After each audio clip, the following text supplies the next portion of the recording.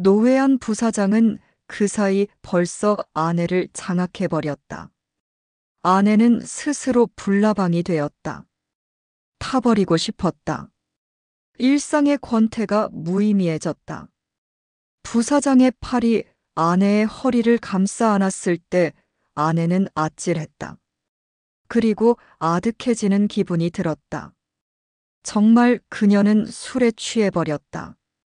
꿈을 꾸는 듯한 미묘한 감정들이 들락거리고 심장의 고동은 이루 말할 수 없이 빨랐다. 했다. 오늘도 남편은 어깨가 축 늘어져 퇴근을 했다. 매사 의욕을 잃은 남편의 모습을 옆에서 지켜보는 사람도 보통 힘든 일이 아니었다. 승진에서 2번 밀려난 뒤부터는 완전히 풀이 죽어 지내고 있다. 무슨 말을 걸면 형식상 마지못해 대답을 하는 시기였다. 간혹 술이라도 한 잔 마시면 자책감을 털어놓았다. 자신 때문에 가정에 먹구름이 끼었다는 생각에 괴로웠다. 아내는 그런 남편이 애틋하다 못해 측은했다. 오늘도 바빴어? 그냥 그렇지 뭐. 바빠도 할 수 없고. 남편은 회사 얘기를 하면 시큰둥했다. 퇴근해서 몰두하는 건 혼자 바둑 배우는 것뿐이었다. 무슨 재미로 바둑을 혼자 두느냐고 물으면 공부하는 거란다. 인생은 끝없이 배우는 거라고.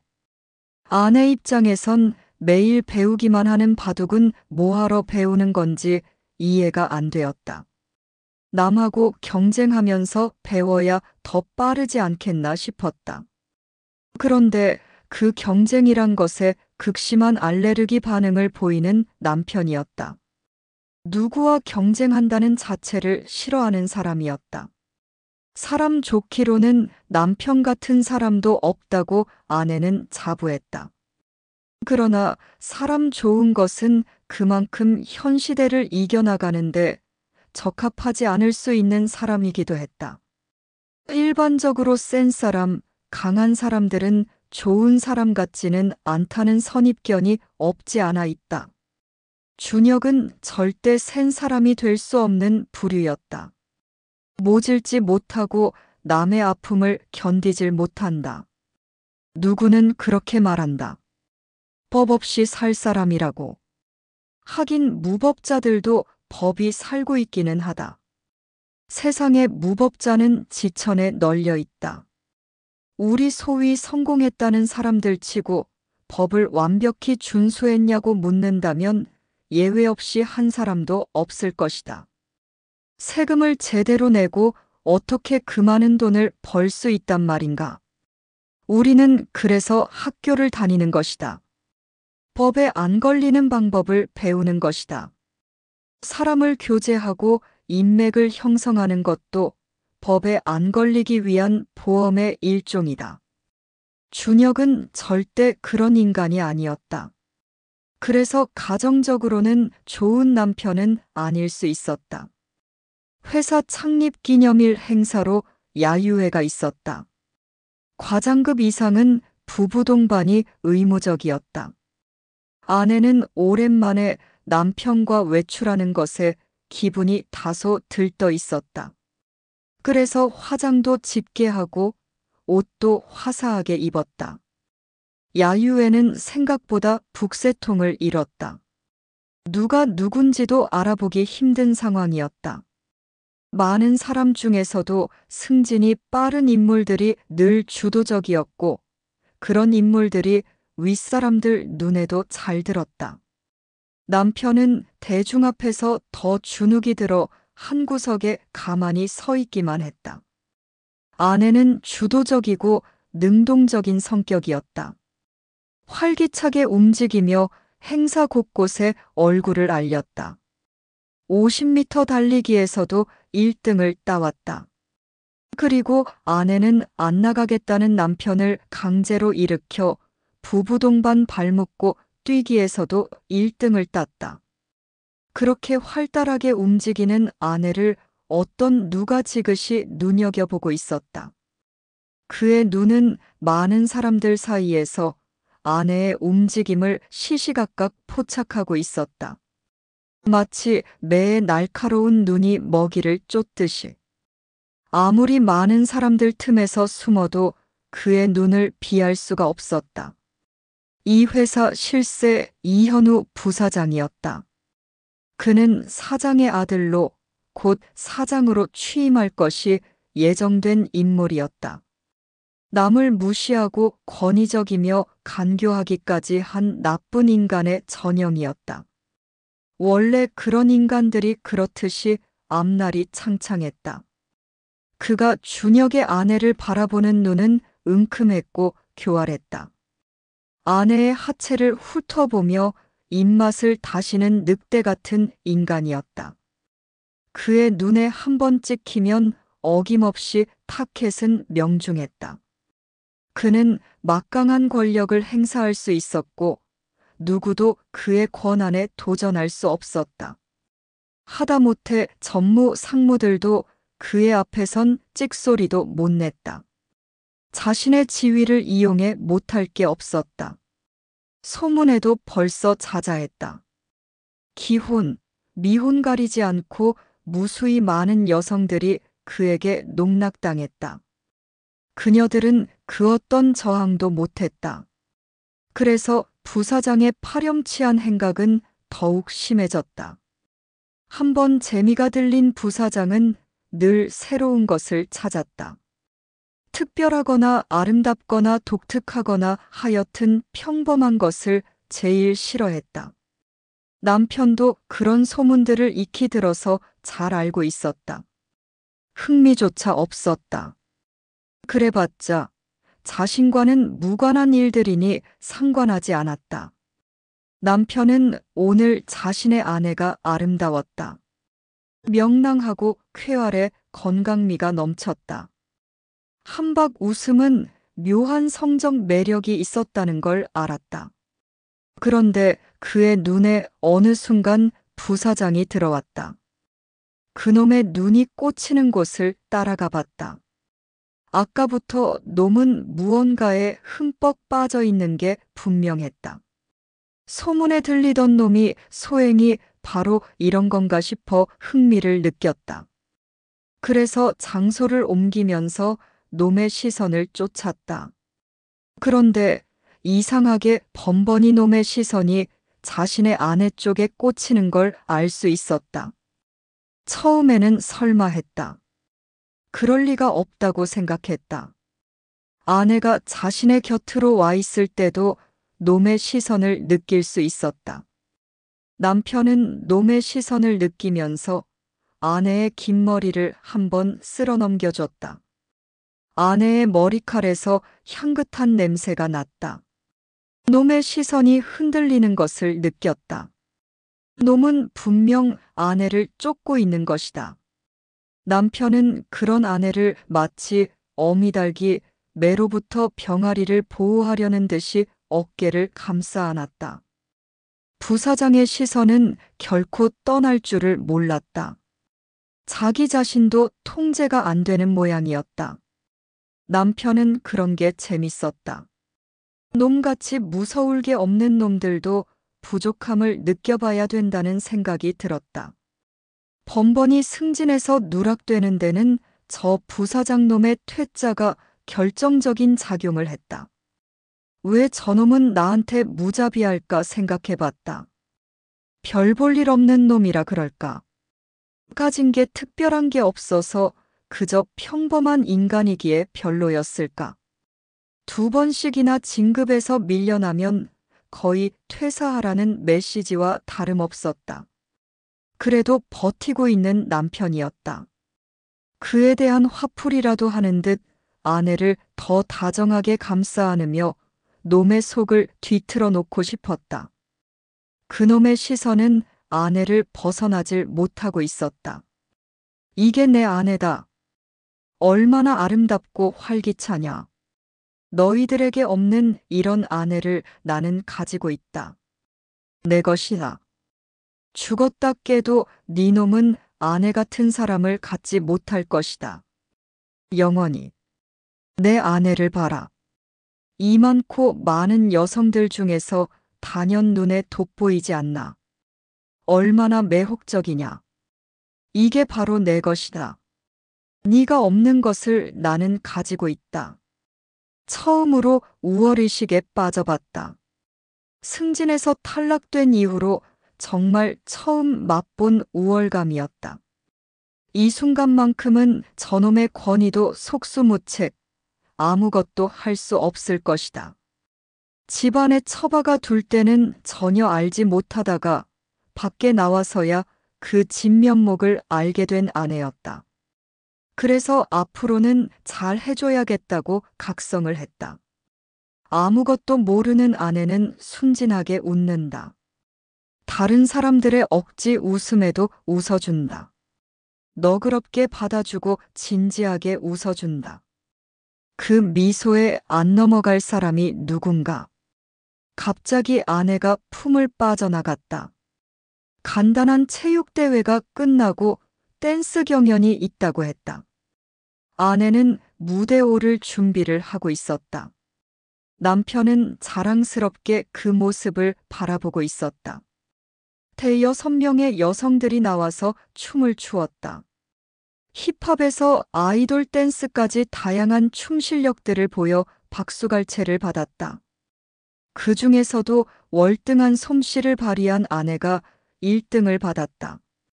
부상으로 부사장이 주는 금반지 한 돈을 받아왔다. 아내가 금반지를 부상으로 받을 때 부사장은 아내의 귀에다 대고 뭐라고 했다. 아내의 얼굴이 빨갛게 되었다. 남편은 그런 일이 있었는지 알지 못했다. 무슨 말을 했을까? 왜 아내가 부끄러움을 탔을까? 아내가 남편에게로 다가오자 많은 사람들 시선이 남편에게 쏠렸다. 다들 부러워하는 눈치였다. 누군가들은 중얼거렸다. 박 과장 같은 좀팽이가 아내는 엄청 미인을 얻었네. 세상 공평한 것도 있네. 박준혁이 마누라 보통 내기 아닌데. 저 춤추는 걸 봐. 섹시하잖아. 남자 몇 놈 후렸겠는데. 남편은 안 듣는 것 같아도 다 듣고 있었다. 화가 나는 게 아니라 더 우쭐해졌다. 부러움에서 나온 말들이기에 화를 낼 이유가 없었다. 많은 사내들이 지금 아내의 몸매를 훑어보고 있다. 그래봤자 구경이나 하는 것이다. 아무리 쳐다들 봐라. 다른 것도 아니니 백날 보면 뭐하겠나. 오늘 야유회의 주인공은 아내였다. 최우수상을 받았다.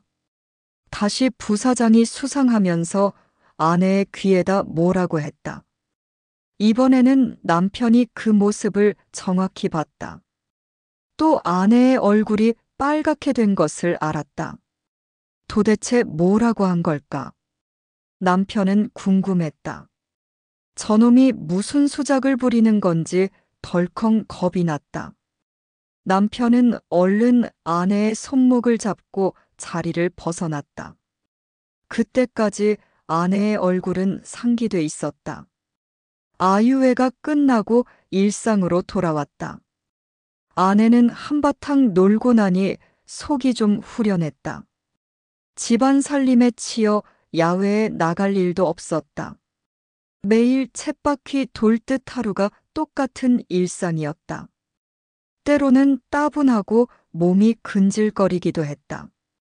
딸애를 학교에 보내주고 나면 딱히 급할 일들이 없었다. 설거지하고 청소 간단히 하면 무료했다. 취미 생활이라고 할 것도 없는 아내였다. 기껏 유튜브나 넘겨보고 가끔 친구들과 전화로 수다를 떠는 게 그의 일과였다. 남편은 그런 아내가 참 편하게 산다고 생각했다. 자신은 승진에서 밀려나 스트레스가 심해지는 직장 생활을 간신히 버티고 있는데 아내는 말만 한마디 위로하면 끝난다. 자신의 고민은 누구도 해결 줄 수도 없고 누구한테 말을 꺼낼 수도 없었다. 그래서 답답하고 분노가 일었다. 아내는 걱정을 같이 해줘도 어디까지가 진심인지 잘 파악하기 힘들 때가 많았다. 어떤 때는 그냥 마지못해 위로하는 척하고 어떤 때는 짐짓 신중하게 고민해주는 것 같기도 했다. 마치 남의 일같이 생각하는 것 같아 서운할 때가 많았다. 남편의 하루는 속으로 세상을 욕하고 자신의 불행한 팔자를 탓하는 게 주된 일이었다. 그 이상의 노력으로 무엇을 성취해내려는 의지 자체가 희박했다. 갈수록 요행이나 바라고 하늘에서 특별한 게 뚝 떨어져 주기나 바라는 그런 사람이 되어가고 있었다. 뻑하면 자괴감에 빠지고 뻑하면 우울감에 빠져 슬퍼한다. 세상 만사가 자기 뜻대로 되는 게 하나도 없었다. 잘 되던 것도 자신이 덤벼들면 망가졌다. 동료들로부터 따돌림도 당하는 경우가 왕왕 있게 되었다. 한때는 동료들이 모범으로 삼고 싶은 사람이었다. 성품 좋고 성실하고 남한테 모진 소리 못하는 좋은 사람이었다. 남 탓 안 하고 자기가 할 일을 찾아서 하는 모법답안지 같은 회사원이었다. 그런데 승진해서 계속 밀리면서 사람이 고리타분하고 뭔가 융통성이 부족한 사람으로 각인되기 시작했다. 그런 와중에 저번 야유회 때 아내가 신선한 바람을 일으켜 덕분에 멋진 아내를 둔 남편으로 부러움을 받고 있는 중이었다. 다행히 따돌림을 당하는 중에 아내의 미모로 선택을 받은 것이었다. 그렇다고 당장 남편이 회사에서 입지가 좋아진 것은 아니었다. 동기들 중에서 승진이 가장 느렸고 또 앞으로 희망적인 요소도 없었다. 거기까지가 그의 한계라고 말하기도 했다. 아내는 최근 남편의 주눅든 모습 때문에 속상하고 걱정이 많았다. 가장이 활기가 없으니까 애도 심드렁하고 시댁에 가보면 어머니도 풀이 푹 꺼져 있어 보기에 딱했다. 하나밖에 없는 아들이 승진을 못하여 좌절하는 모습을 보는 애미의 마음을 조금은 알 것 같기도 했다. 남편은 내향적이라 겉으로 표현을 안 해서 그렇지 회사 생활이 무척 힘들다는 건 뻔했다.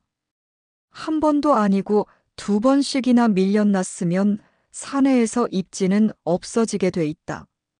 조직 생활에서 승진은 그 무엇보다 중요한 것이다. 급여에서 차이는 별로 없지만 권한이 늘어나는 반면에 책임은 훨씬 더 커지는 자리임에도 회사원들의 꿈은 승진하는 것이다. 책임을 많이 지는 자리, 그것이 곧 권력을 상징하는 것이기도 했다. 아내는 승진을 못하는 남편을 탓해 본 적은 단 한 번도 없었다. 언젠가는 되겠지 하는 믿음만 있었다. 그런데 두 번에 거쳐 떨어지자 아내의 마음도 흔들렸다. 내 남편이 못난 것인가? 뭐가 부족할까? 여러 가지 의문을 가지기 시작했다. 자신이 아는 남편은 더없이 좋은 사람이었다. 그런 사람이 정작 돈 버는 곳에선 인정을 못 받는다는 게 이해가 안 되었다. 도대체 뭐가 빠졌단 말인가? 남들은 뭘 어떻게 했기에 승진을 했을까? 시간이 가면 갈수록 아내의 의욕도 커지고 남편의 의욕은 상실돼 가고 있었다. 어느 날 아내는 전화를 받았다. 부사장의 전화였다. 그의 말대로 전화를 정말 한 것이었다. 그날 야유회 때 귀 옆에 대고 부사장이 한 말이 바로 전화한다는 말이었다. 그런데 당시 그 말에 왜 얼굴이 빨갛게 변했던 건지 아내는 스스로도 이해가 안 되었다. 괜히 위치가 높은 사람한테 비밀스럽게 귀속말을 받았다는 게 부끄러웠을까? 두 번째 얼굴이 빨갛게 된 것은 섹시하다는 말이었다. 왜 부사장 놈의 말에 아내는 녹아내린 걸까? 자신의 남편의 생사여탈을 쥐고 있는 높은 자리에 상사가 가까이서 비밀스럽게 속삭여주니 뭔가 이상야릇했던 것이다. 묘한 감정. 누군가 자신에게 매료돼 있다는 자부심은 곧 자존감을 말하는 것이다. 누군가가 자존감을 높여줄 때 어느 누가 기분이 좋아지지 않겠나. 놈의 전화는 은밀했고 아내 역시 은밀하게 받았다. 그럴 수밖에 없지 않나. 대놓고 못 받을 것도 아닌데 그럴 수 있을까? 그런 상황에서 은밀하게 받는다는 건 그들 간에 은밀한 말을 주고받을 준비가 돼 있다는 것을 의미했다. 부사장은 단도직입적으로 말했다. 당신은 멋있어요. 너무 매력적이라 잊을 수가 없어요. 한 번 식사라도 초대하고 싶어요. 아내는 처음에는 가슴이 너무 쿵쾅거려 말을 똑바로 할 수가 없었다. 저 식사할 명분도 없는 사람인데 다음에 내일 7시에 만나요. 장소는 나중에 찍어줄게요. 그러고는 전화를 일방적으로 끊었다. 아내는 황당하기도 했지만 연신 가슴이 두근거려 진정이 안 되었다. 밤새도록 그놈의 말이 머릿속에서 맴돌았다. 내일 7시에 만나요? 내일 만나요? 남편의 식사를 챙겨주고 설거지를 하는 동안에는 가슴이 뛰어 냉수를 마시기까지 했다. 밤이 깊도록 생각이 복잡해졌다. 그러면서 왜 자신이 이렇게 가슴이 뛰는 건지 이해가 안 되었다. 이게 도대체 무슨 조화냐? 내가 부사장이란 사람한테 가슴 뛸 일이 무엇인가? 이래서는 안 된다고 다짐을 해봤다. 그런데 뛰는 가슴을 어떻게 막는다는 말인가? 전화 한 통화만으로도 일상의 권태에서 벗어나는 느낌이 있었다. 아찔하고 짜릿한 느낌. 그것은 숨길 수 없는 은밀한 만남에 대한 열망일 수 있다고 생각하니 자신도 모르게 다리가 조여졌다. 그럴까? 부사장이란 직책이 주는 무게감도 작용했을 것이다. 그가 만약에 말단 하급 직원이었다면 그렇게 가슴이 뛰고 흥분이 될 수 있었을까? 아내는 그렇게 밤을 뜬 눈으로 지샜다. 어떻게 하나가 아니라 무엇 때문에가 중요했다. 그가 자신에게 원하는 건 뻔한 것이다. 그러면 그 대가는 무엇인지 불투명했다. 거래는 쌍방의 주고받음이 있어야 한다. 일방적인 건 강탈이다. 지금 강탈을 하자는 건 있을 수 없는 일 아닌가? 그러면 거래의 제한은 뭔가? 승진을 장담할 수 있나? 아내는 별의 별 생각을 다 하고 있었다. 축 늘어진 남편의 어깨가 바로 올라갈 수 있다면이라는 단서가 붙었다. 그런데 한편에선 그래선 안 된다는 마음이 강렬했다. 그것은 비열한 야합이라고. 남편과의 애정을 팔아먹는 짓이라고. 자식에게 면목이 안 서는 일이라고. 가정이 파탄날 것이 분명했다. 그 어떤 변명도 용납할 수 없을 것이다. 다음 날, 남편은 아무것도 모르고 출근을 했다. 아내는 차분히 대처하기로 작정을 했다.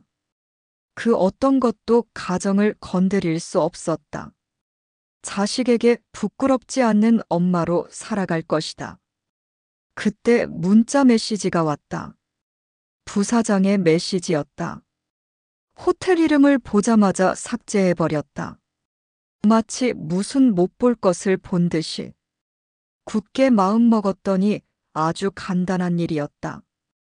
밤새 생각해보고 말 것도 없는 것이었다. 그런데 그것을 가지고 애를 태웠다는 자신에게 화가 났다. 도대체 너는 무슨 생각을 했던 거냐? 오후 4시경 부사장 놈이 전화를 했다. 아내는 안 받으려고 했다. 전화가 끊겼다. 한숨을 내쉬었다. 그런데 이어서 다시 전화가 왔다. 놈은 끈질겼다. 계속 전화가 왔다. 전화음 소리가 자꾸 호흡을 가쁘게 만들었다. 징글맞게 전화가 울려댔다. 끝내 받고 말았다. 전화를 받는 순간 자신을 통제할 수 없으리라 생각을 했다. 여보세요. 네, 부사장입니다. 오늘 저녁에 뵙겠습니다. 남편분이 승진이 안 돼 고민 많으시죠? 너무 걱정하지 마세요. 3~4번이란 말이 있잖아요. 저는 나갈 수 없을 것 같습니다. 아니요. 나오셔야 합니다. 끝까지 기다리겠습니다. 그러고는 전화를 일방적으로 끊어버렸다. 한동안 아내는 굳어서 움직일 수가 없었다. 강력하게 거절하지 못한 자신을 탓했다. 그때부터 시간은 압박감을 주기 시작했다. 초침 소리부터가 날카로워졌다. 찰칵찰칵 소리는 폐부를 쑤시고 들어왔다. 초조해지기 시작했다. 아무 일도 못하게 되었다. 시간이 무슨 그림을 그리듯 하며 눈앞에서 요동을 쳤다. 긴장을 하면 할수록 머릿속은 하얗게 되어 버렸다. 그렇게 요동치는 시간을 느끼며 자신을 어떻게 해야 할지 혼란스러울 때 다시 문자가 왔다. 오늘 분명히 나오게 될 겁니다. 나는 그쪽에서 바라는 걸 할 수 있는 권력자니까요. 세상에 이런 건방진 놈이 다 있나. 자기가 부사장이면 부사장이지 나를 맘대로 할 수 있다는 그 오만함은 용서할 수가 없었다. 뺨싸닥이라도 때리고 싶었다. 정각 7시. 아내는 나타났다. 부사장이 기다렸다 맞아줬다. 두 사람은 악수를 나누고 간단히 와인을 마셨다. 여기 호박 토스트가 맛이 좋아요. 여기에 괜찮아요. 아내는 고개를 살짝 숙이고 앉았다. 남들의 시선이 부담스러웠다. 그 모습을 부사장은 알아챘다. 다른 데로 옮길까요? 여긴 너무 개방돼 있네요. 네, 부사장이 아내의 팔을 살짝 잡았다. 아내가 움찔했다. 숨이 가빠졌다. 그들은 더 깊숙한 곳으로 자리를 옮겼다. 아늑한 의자와 잔잔한 음악, 그리고 와인. 술이 몇 잔 건배를 불렀다. 아내의 얼굴이 빨갛게 상기돼 갔다. 부사장은 손을 내밀어 아내의 손을 덮었다. 아내가 손을 빼려고 했는데 부사장이 움켜쥐어 빠져나올 수가 없었다. 부사장의 손이 부산히 움직였다. 아내가 와인을 한 잔 마셨다. 빈잔에 술이 채워졌다. 다시 한 잔을 다 마셨다. 빈잔에 술이 또 채워졌다. 어느새 취기가 올라왔다. 아내는 일부러 술에 빨리 취하고 싶었다. 그래야만 이 수치감을 조금은 씻어낼 것 같았다. 그러나 술의 힘은 늘 만용을 부르게 되어 있었다. 모든 건 술 때문이었다. 술에 취해서 자신도 모르게 그게 자기 합리화의 대명사였다. 술. 오죽하면 법률에 주취 감경 사유가 있겠는가. 노회한 부사장은 그 사이 벌써 아내를 장악해버렸다. 아내는 스스로 불나방이 되었다. 타버리고 싶었다. 일상의 권태가 무의미해졌다. 부사장의 팔이 아내의 허리를 감싸 안았을 때 아내는 아찔했다. 그리고 아득해지는 기분이 들었다. 정말 그녀는 술에 취해버렸다. 꿈을 꾸는 듯한 미묘한 감정들이 들락거리고 심장의 고동은 이루 말할 수 없이 빨랐다. 아내가 눈을 떴을 때 몇 통의 전화가 와 있었다. 숱한 메시지들. 엄마 어디야? 빨리 들어와. 당신 왜 연락이 안 되는 거야? 전화 좀 줘. 당신 무슨 약속 있어? 왜 말도 안 하고 나갔어? 그때서야 아내는 정신이 번쩍 들었다. 자신이 뭘 하고 있었는지 깨달았다. 그러나 늦었다. 선을 넘어버린 건 아내였다. 자신이 한 남자의 아내이고 한 아이의 엄마인가? 정말 그런가? 자신이 누군지 한순간 잊었을까? 아내는 서둘러 집으로 돌아가기를 바랬다. 부사장이 목덜미에 키스를 했다. 그리고 그의 입술이 아내의 입술을 훔치자 아내는 외마디 비명 같은 소리를 내며 돌아섰다. 부사장의 손을 맞잡았다. 집에서는 남편이 밥도 안 먹은 채 소파에 앉아 있었다. 아니, 어딜 이 시간에 나간 거야? 말도 없이. 미안해요. 급하게 약속이 생겨서 안 나가려고 했는데. 누군데? 옛날 학교 친구. 식사는 했어요? 오늘 당신한테 좋은 소식을 주려고 했는데 김이 살짝 빠지긴 했지만 나 부장됐어. 어머, 정말. 축하해요. 술 한잔 해야지. 술? 당신 이미 술 마신 것 같은데. 조금 마신 거야. 오늘은 취해도 괜찮은 날이네. 아내는 너무 기뻤다. 정말 기뻤다. 이렇게 빨리 될 줄 몰랐다. 상상도 못할 권력이었다. 어떻게 보면 다 당신 덕분이지. 그게 무슨 말이에요. 당신이 잘하니까 된 거지. 당신이 야유회 때 분위기를 확 살려놨잖아. 그때부터 평판이 좋아졌어. 아마 영향이 있었을 거야. 그렇게 생각하면 다행이고, 오늘 술에 취해보자. 술을 마시기 시작했다. 아무 소리 없이 술만 마셨다. 남편도 아내도 말이 별로 없었다. 남편은 그렇게 바라던 승진이 되었는데 이상하게 마음이 불편한 구석이 있었다. 왜 그런지 몰랐다. 승진이 되면 하늘을 가진 기분일 것 같았는데 그냥 덤덤하다 못해 신겨웠다. 동료들의 축하 인사에도 별로 의미가 들어있지 않는 듯 했다. 느낌 때문일까? 뭔가 싱숭생숭했다. 아내는 술에 완전히 취해버렸다. 술에 취하지 않고서는 남편을 쳐다볼 수가 없었다. 나는 술에 취했다고 몇 번을 반복해 말했다. 술에 취했다고. 그런 아내의 모습을 보고 남편은 눈을 지그시 내리감았다. 승진을 못해 아내가 밖에 나가서 얼굴을 못 들고 다닌 것을 잘 알고 있다. 남편보다 더 승진을 바라는 건 아내였을 것이다. 그것은 확실하다. 아내는 남편을 자랑하고 싶었다. 그런데 승진이라는 문턱에서 걸려 넘어졌다. 그게 세상에 알려지는 게 죽기보다 싫었다. 자신보다 더 승진을 바란 아내에게 오늘의 승진을 바친다고 생각했다. 며칠 후, 아내는 집 청소를 하고 친구들과 커피 한 잔을 하려고 했다. 남편 승진 자랑도 할 겸 친구들에게 연락을 했다. 집으로 초대를 했다. 그때 부사장으로부터 전화가 왔다. 아내는 겁이 덜컥 났다. 왜 그런지 겁이 났다.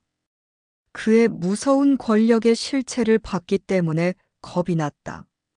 오늘 2시에 얼굴 봅시다. 장소는 문자로 찍을 테니. 저 오늘은 약속이 있어서. 이미 전화는 끊어졌다. 아내는 그냥 혼자 하는 말이었다. 친구들에게 약속을 취소했다. 2시에 만나면 어떻게 되나? 겁이 나면서 뭔가 굴레가 씌워진 느낌이 들었다. 약속 장소에 들어가자마자 부사장이 바로 나가자고 하여 따라 나갔다.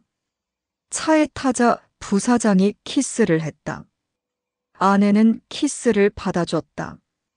차는 외곽으로 빠져 어느 모텔에 들어갔다. 아내가 먼저 내리고 부사장이 뒤따랐다.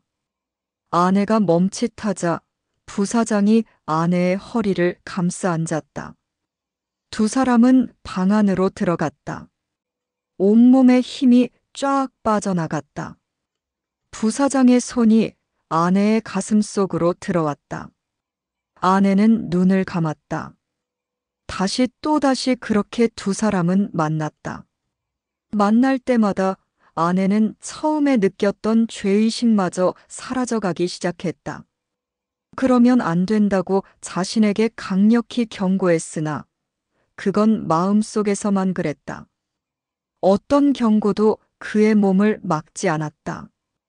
아내는 자신이 금세 뜨거워지는 여자라는 것에 놀랬다. 자신이 그렇게 정욕에 급급한 여자인지 처음 알았다. 자신이 몰랐던 세상을 알았다. 어떤 것이 자신인지 알았다. 아는 만큼 자신에게 충실해졌다. 어느새 저녁 시간이 다 되어 갔다. 비몽사몽 헤매던 여행길을 끝났다. 음악이 내린 연극 무대는 썰렁할 뿐이었다. 그 어떤 의미도 없었다. 남편은 최근 아내에게서 이상한 느낌을 받았다. 그것은 어떤 시그널 같았다. 자주 집을 비우는 것도 그렇고 무엇보다 가끔씩 멍하니 있는 게 이상했다. 지금까지 전혀 알지 못했던 행동을 많이 보여주고 있었다. 휴대폰을 만지작거리며 다가가면 휴대폰을 숨겼다. 잠자리도 잘 안 받아준다. 피곤하다고 피한다. 그런 적이 없었던 아내였다. 무슨 일이 있었던 건 분명했다. 될 수 있으면 아내를 힘들게 하고 싶지 않은 남편은 아내의 변화를 모르는 척 했었다. 그런데 날이 갈수록 더 심해졌다. 12년을 한 이불 속에서 산 사람인데 뭘 모르겠나. 그게 어떤 변화인지는 남편은 알고 있었다. 다만 이유를 모를 뿐이었다. 아내의 몸을 느끼면서 알아낸 것은 남자가 생겼다는 것이다. 그건 분명한 사실로 확신했다. 왜 그랬을까? 아내를 사랑하는 입장에서 그런 아내를 한 번은 용서하고 싶었다. 하지만 용서는 이유를 알고 나서 정하는 것이지 아무것도 모른 채 무조건적인 용서는 용서가 아니다. 그것은 방임인 것이다. 남편은 하늘에 빌었다. 아내를 사랑하는 마음이 흔들리지 않게 해달라고. 회사에서 남편은 승진을 한 명목으로 자기 방을 갖게 되었다. 그것만으로도 신분이 귀해졌다는 걸 느낄 수 있었다. 누구도 자신에게 함부로 권위적으로 말하지 않았다. 이젠 부장이었다. 다만 부사장은 다른 존재였다. 이번에 자신의 승진에 부사장의 입김이 작용했다는 건 회사에 다 알려진 사실이었다. 왜 자신에게 인사 시즌도 아닌데 특혜를 제공했을까? 문득 야유회에서 자신의 아내에게 꽂혔던 부사장을 생각해봤다. 그대로 가만히 구경만 할 위인이 아니었다. 무슨 꿍꿍이 수작을 벌였는지 모를 일이었다. 최근 들어 자신에게 친절하고 자상한 듯 대해주는 게 아무 이유가 없을 수가 없었다. 문득 야유회 때 귀속말로 아내에게 못말을 했던 장면이 떠올랐다. 그렇다면 최근 아내에게 남자가 생긴 것과 부사장 그리고 자신의 진급을 연관해서 보면 분명히 하나의 사슬이 형성된다. 남편은 점차 확신했다. 부사장 놈이 아내를 꼬셔서 자기 속셈을 차린 것이라고. 그리고 아내는 남편의 승진을 위해 눈 감을 것이라고. 만약에 그렇다면 우리 부부 사이는 그대로 유지될 수 있을까 두려워졌다. 아내가 부사장을 만났을 때 어떤 느낌을 가지고 있었을까 그것도 궁금해졌다. 왜냐하면 아내의 최근 움직임을 보면 부사장을 한두 번 만난 게 아니었다. 그 이상 만났다면 그것을 일방적인 관계에서 이뤄지기보다는 상호교감에 의해서 만났다고 해야 맞다. 그게 합리적인 추론이다. 그러면 아내의 일방적인 희생에 의한 자신의 승진이 아니었다는 것이 된다. 못난 자신 때문에 가정이 난도질을 당하게 되었다는 자책심에 무너질 뻔했다. 그러나 한편으론 화가 났다. 아내에 대해 어느 정도 감정을 자제하려 해도 이건 정말 너무 나간 것이다. 남편이 승진을 했는데 아내는 행복하지 않았다.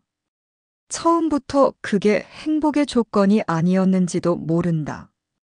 일상의 권태가 그 모든 것을 용인해 준 것 아닐까. 승진은 절대 조건이 아니었다. 남편도 결국 알게 될 것이다. 애초에 파국을 암시했었다. 그걸 일부러 모른 척 했을 뿐이다.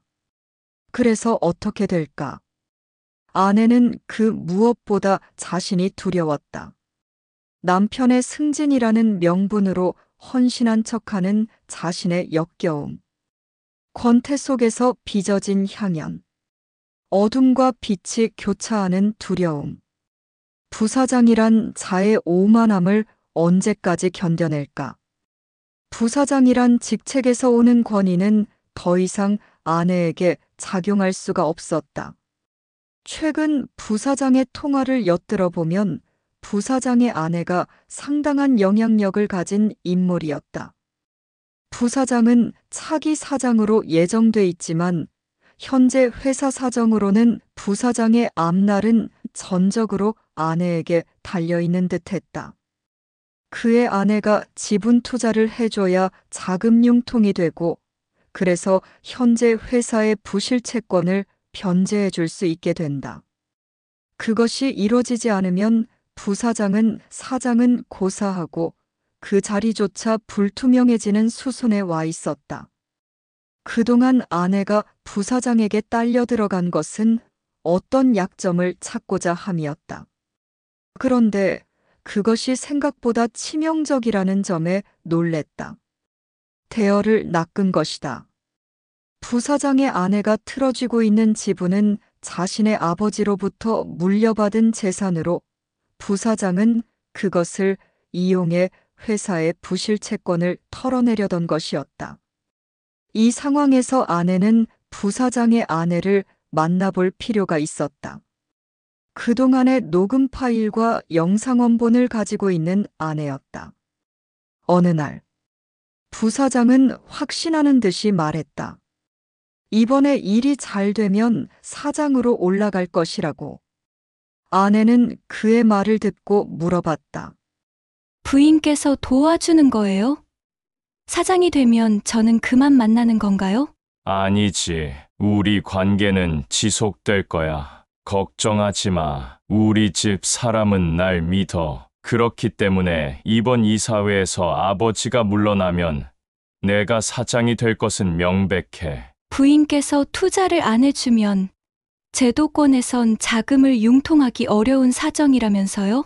그러니까 내 와이프가 해결해 줄 거야. 나는 여자복을 타고 났다고 했어. 팔자소관에. 아내는 속으로 비웃었다. 팔자소관에 혹시 여자 때문에 폐가 망신한다는 소리는 없었는지 궁금해졌다. 아내는 다행히 요즘 남편이 회사 일에 능률이 오른다고 하여 기뻤다. 그렇다면 승진의 결과가 나오고 있는 것이다. 더 바랄 것이 없었다. 더 이상 남편을 속이지도 자신을 속이지도 않아야 한다. 더 이상은 아이의 이름으로 말이다. 며칠 후 아내는 부사장의 아내에게 전화를 했다. 안녕하세요. 저를 잘 모르시겠지만 저는 당신을 잘 압니다. 부사장과 저는 내연 관계입니다. 그는 내 남편의 승진을 대가로 저의 몸을 탐했고 저는 그에 응했습니다. 그런데 부사장은 부인을 너무 하찮게 취급을 하더군요. 자신의 말이라면 다 믿어줄 것이라고. 그러면서 저에게 이런 말을 했지요. 내가 곧 사장을 취임할 것이라고. 우리 사이는 계속될 것이라고요. 나한테 이런 말을 하면 당신이 얻는 것은 뭔가요? 제가 얻는 건 이미 사라져 버렸고요. 그래서 원상태로 돌려놓으려고 합니다. 제가 잠시 후에 녹음된 동영상과 녹음 파일을 공유하도록 하겠습니다. 보시고 판단하시지요. 당신의 운명은 당신이 결정하세요. 아내는 속으로 말했다. 그 영상과 녹음 파일을 보는 순간 당신이 그동안 어떤 인간하고 살아왔는지 잘 알 것이다. 남편은 회사 사정이 어렵다는 얘기를 들었다. 말로만 떠돌던 얘기들이 현실로 다가왔다. 믿지 못한 자들만 속고 있었다. 사실을 알게 된 자들은 벌써 이직했다. 그러나 남은 자에게도 혜택이 남을 수도 있었다. 어느 날, 이사회가 열린던 날, 부사장의 사장직 취임권은 부결되었다. 현재 사장과 부사장은 회사 부실에 대한 책임을 지고 물러나야 했다. 그리고 형사법적인 책임도 어쩔 수 없었다.